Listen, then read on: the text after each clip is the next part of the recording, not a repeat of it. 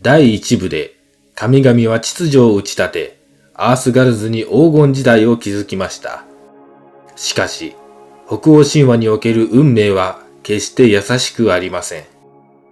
創造と同時に破滅の時、ラグナロクはすでに定められています。この第2部で描かれるのは、その避けられぬ運命へと至る神々の試練と過ちの物語です。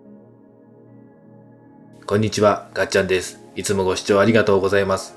それでは第2部早速始めていきたいと思います。神々はユグドラシルを揺るがす3つの脅威を知っていました。ロキが生んだ3体の怪物、フェンリル、ヨルムンガンド、そして冥界の女王ヘルです。この3者が解き放たれるとき、世界は終わると予言されていました。神々の試練は、まずこの運命の子らをいかにして拘束するかから始まりました。最初は巨大な狼フェンリル。彼はあまりにも強く、どんな親族の鎖も引きちぎっていました。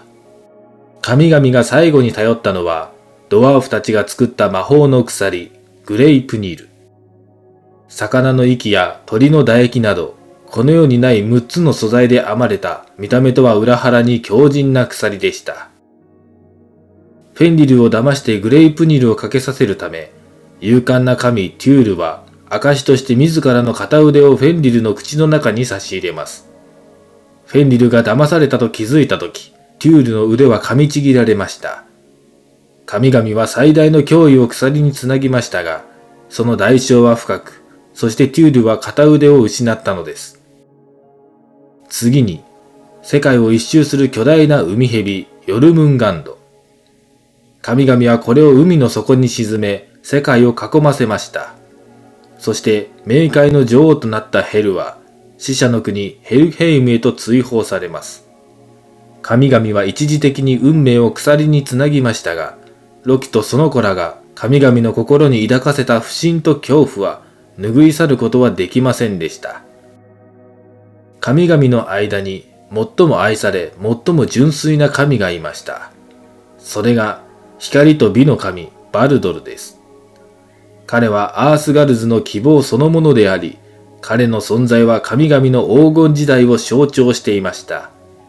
しかし、バルドルは自身が死ぬという不吉な夢に悩まされ始めます。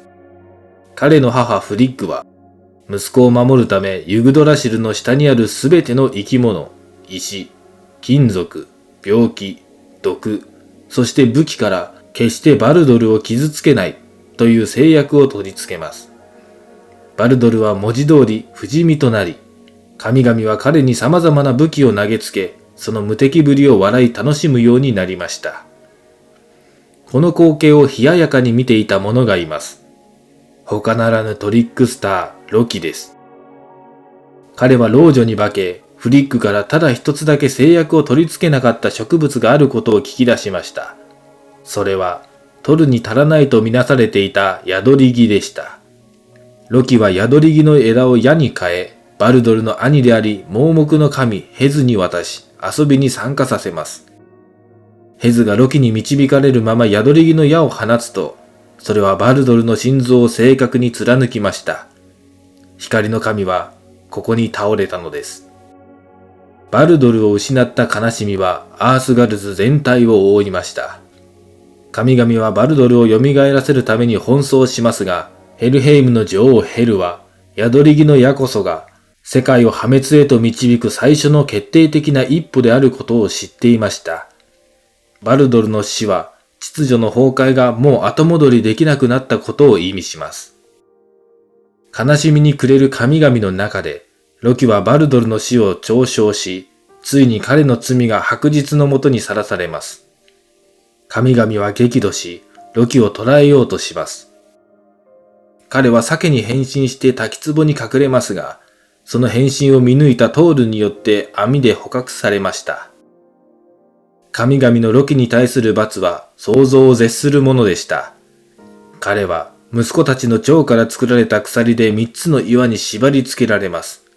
そして頭上には毒蛇が吊るされ、その毒が絶えずロキの顔に滴り落ちます。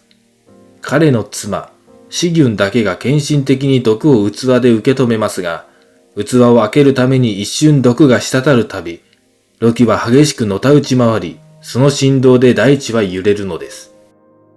鎖につながれたロキの苦痛が大地を揺らすように、神々の世界の亀裂は人間が住むミズガルズにも影響を及ぼし始めます。世界の気候は荒れ、戦争と裏切りが増加し、人類はかつての黄金時代を忘れ去っていきます。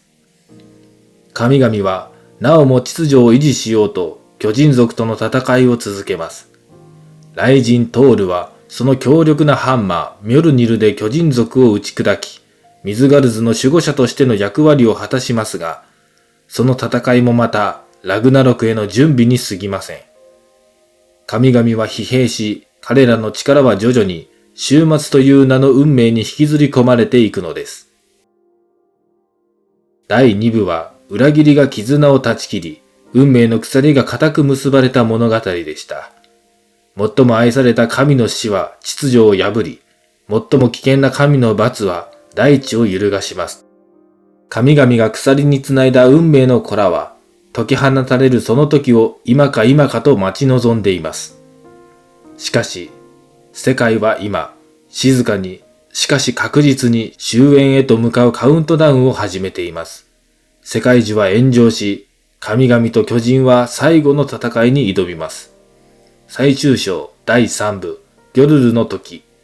終末の戦いと再生の予言では、すべての予言が実現する壮絶なラグナロクと、その後の静かなる再生の物語に迫ります。本日の動画は以上となります。ご視聴ありがとうございました。今後も様々な歴史について解説をしていきたいと思いますので、少しでも面白いなと思ってくださった方は、ぜひ高評価、チャンネル登録よろしくお願いします。それでは皆さんまた次回お会いしましょう。ガッチャンでした。